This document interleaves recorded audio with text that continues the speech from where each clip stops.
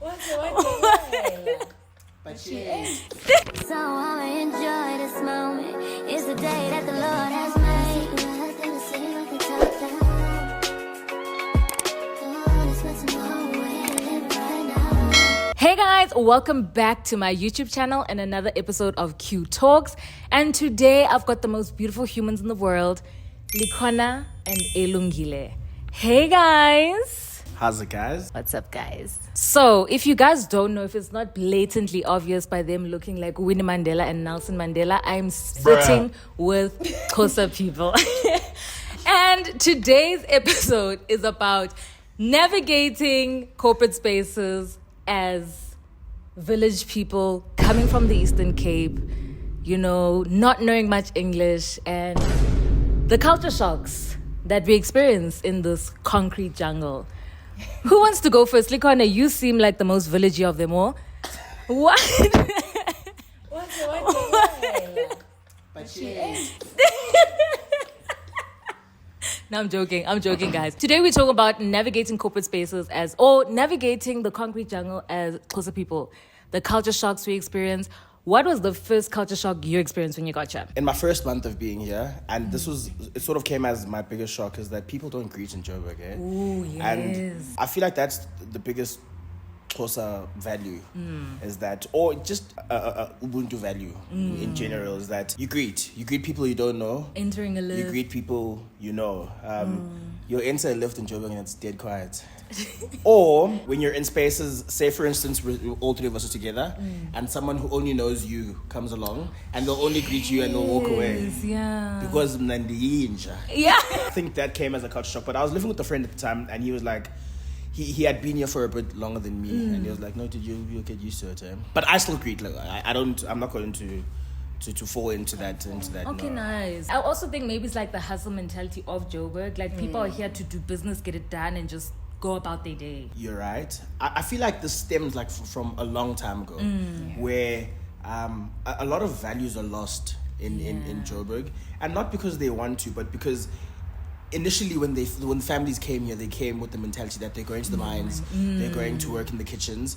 Unfortunately, because of the state of the economy at that time, and maybe the values had to take a knock for the sake of economic gain. But I don't know, I feel like the two can coincide. Just be a nice person, eh? Not that people have forgotten about the values, because when they go back home, to greets. But it's just that when they're here. So I feel like you sort of shapeshift. You're like, okay, when I'm in Joburg, I'm in this mindset.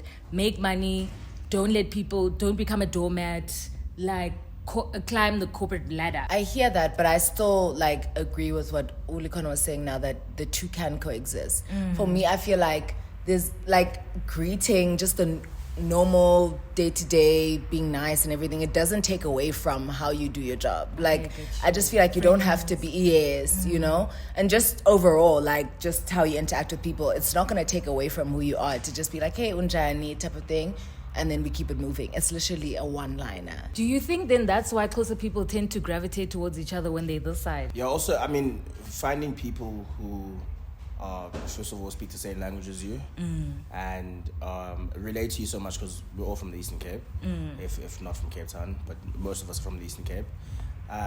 It sort of that familiarity helps, especially in this place where it's very diverse, which is a good thing. You meet a plethora of people and different cultures, but it does help to have people you're like, dude, buyers understand this, you know, you're gonna watch rugby on a Saturday, you're gonna have prime meat, you're gonna, because it isn't about players, and this is Tana as close to people. So I think that is why we gravitate towards. What would you like to see happen more as a people? I know we gravitate towards each other because we enjoy each other's company, but wouldn't it be nice if we gravitated towards each other and helped each other climb the corporate ladder? Are we helping each other get jobs, get inside the spaces and stuff like that? That's a very interesting question. I mean, the Jews do it. He helped me. He helped us. I think honestly it would be unfair for me to say no, because my lived experience is having people around me who actually do help me, and vice versa. I have that kind of community. We're always helping each other. But I don't think it's a Xhosa thing. I think it's a Black people thing, where I don't think we put each other on as much as white people do. So we could like do better. we could do better. Not to say we don't, but we don't do it as much. Like just even in the workspace that I'm in, like the work environment I'm in, when I'm speaking to clients and like hearing, sometimes they like to give you like this long backstory, right?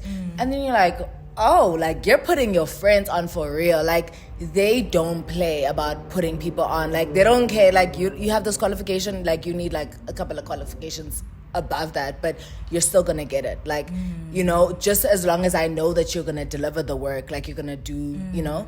So I feel like I wish that for the Black community. What I will say about the Black community, Shame, we are very helpful, because even when we had our Pepper Lived experience, our tickets were always sold out and it was always Black people. So when it comes to like supporting things that they see that you're venturing into, I do think that we do support each other. I don't know if we in the bracket of white people where we can open up significant doors for each other. I think there's still a big growth to, and Zotina, there's still a big way for us to go in order to be like, listen, I'm a Banban in this company, you're gonna be hired. Like there's a certain level of nepotism we can do.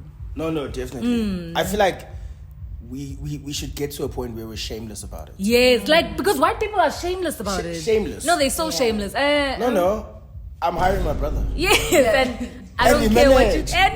My child is Matric. fresh out of high school and he's the CEO. And it could be audit. No, we need to come to a point where we are like that. No, And it can be in any like Space. stage. Like it doesn't even have to be where you're at the highest position. Now I'm gonna give you, you know, I'm gonna plug you. No, we can be anywhere. Like I could be, now I'm in the business. Like for example, Likhona, where you were working, you're like, okay, this is where I'm in a position where I can plug my friend and be like, hey, come through, you know, go for an interview and, you know, yours dotela. Obviously now when you have to, yours dotela. Yeah. But I'm gonna give you the platform, Yes. you know. and it doesn't take anything away from me to do that. Do they cut your salary? Because I feel like some people think they get a salary cut by putting some people on. When did you experience that? No. Just be a nice dog. Just be a good. So we know that in the Eastern Cape, right, you have to address your elders as mama, tata, puti, sisi. Do you feel like you do that in corporate spaces with like elders? Only with Black people. Oh, only with Black people. Okay. Why? No, because okay, no, I'm lying. I still use sir and ma'am. Oh, okay.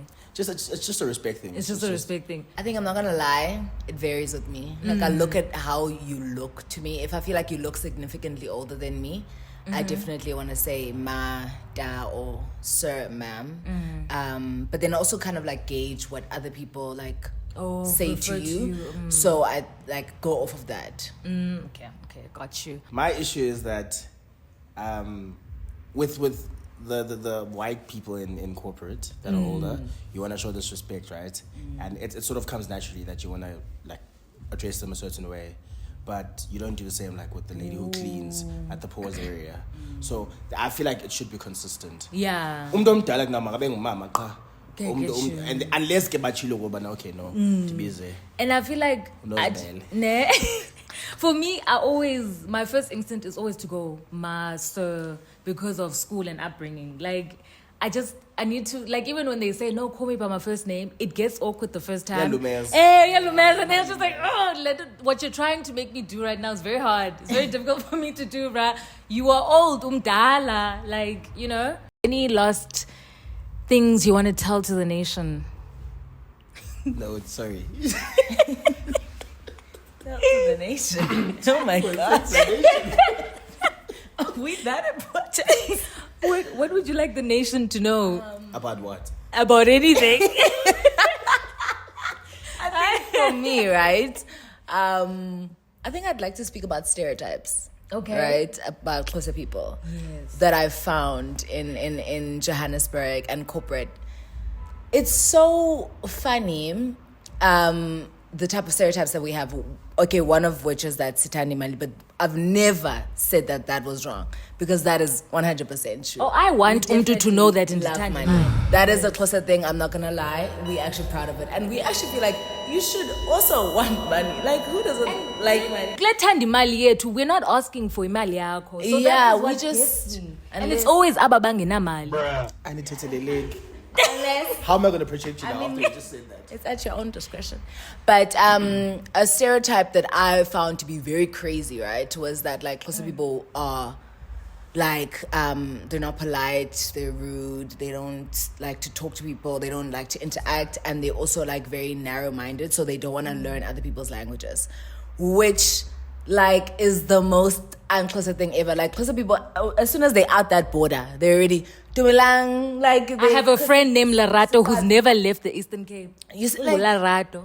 We like things. One thing about close people, we like things, right? And in us liking things, we like to, cause yeah, papa. Like we wanna, when we get to Johannesburg, you already wanna speak like Tswana. You already wanna, hi, tumelang chami, you know, things like that. It's us. So for me, when people are like, close people don't wanna learn other people's language, and I was like, but do you know my language? You can't even say my language. Like you can't even speak a word of my language. And then on top of that, like we're very inquisitive people. Like we're known to be people who love like probing and things like that. So that was a stereotype that I was very shocked by. Closer people will make small talk, and that's the most non-closer thing about me. The small talk thing. Yeah, no, the notion that we don't learn other people's languages is crazy. Because if we know closer people, you know, they'll leave to Joburg for 3 months and come back speaking Zulu. Not even a week, bruh. So- Literally. Yeah, no, I definitely don't agree with that stereotype. And, yeah, no, it's just... We know the tribe. All right, good guys. Are you ready for the rapid fire questions? Yes. What is a topic that you would pay good money for them to stop speaking on Twitter? For me, it would be the backseat, front seat chat with the mother-in-law and the girlfriend. It's tired. Let's wrap it up. Papa the Bri. Let's wrap Oh, Papa the Fry, wrap it up, ne? it up. But wrap it up. No Papa the Bri, but wrap it up. Oh, my. You're going to stir some emotions there. Friends' birthdays, contributions towards friends' birthdays. Wrap it up. Please. Like, talk in the group chat. Shut it down. The how much you pay a helper. Like I feel like that one, it always comes out with a fight. Like it always ends with people fighting like, oh, you're paying them too much or you're paying them too little. Whatever works with you and your helper. Like that's it. Like You're not the problem, you're just dating a closer man. that part. Say it again. You're not the problem, you're just dating a closer man. No. Anyway, guys, that wraps up today's episode. Thank you so much for watching. No, guys. Our hearts are always in the right place.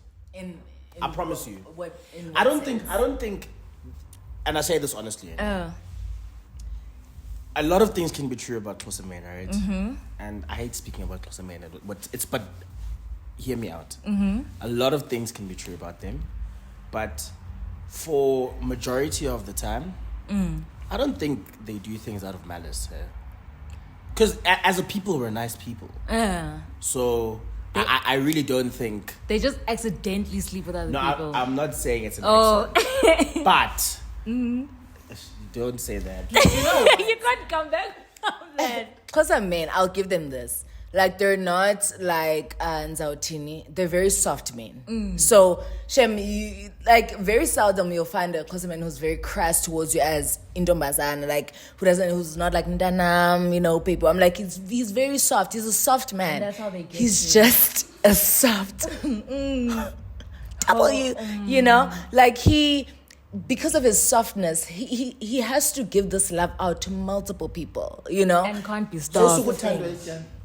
Yes, multiple times. You've experienced land. Yes, multiple times. What's if bana kunjani ba uthanda ityala? Kumnandana ke doesn't No, this was the love fine, is so Tam. nice, This was but the fine. love is shared, and the love cannot be shared. Yeah. Selfish.